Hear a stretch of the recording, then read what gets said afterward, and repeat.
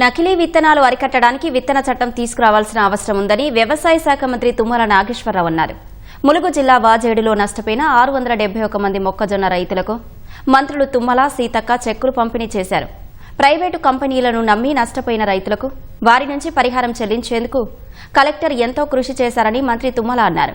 విత్తనాలు, ఎరువులు తెచ్చుకునే సమయంలో రసీదులు తీసుకోవాలని రైతులకు సూచించారు.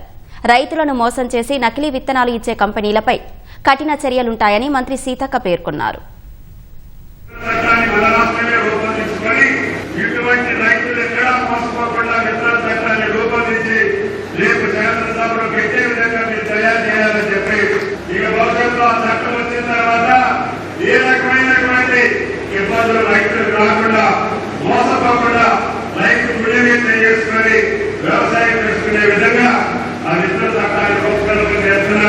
గత ప్రభుత్వ హయాంలో మిర్చి రైతులు గాని, మినుము రైతులు గాని, మరి ఇతరత్ర వరి వంగడాల రైతులు గాని నష్టపోయిన రూపాయి రాలేదు. కానీ ఇట్లా సామూహికంగా అందరికి కలిపి ఈ రకంగా ఇవ్వడం జరిగింది.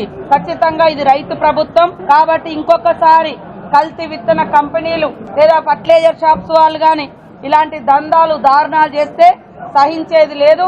నష్టపరిహారం ఇప్పించుడే, కఠినమైనటువంటి చర్యలు కూడా ఉంటాయి.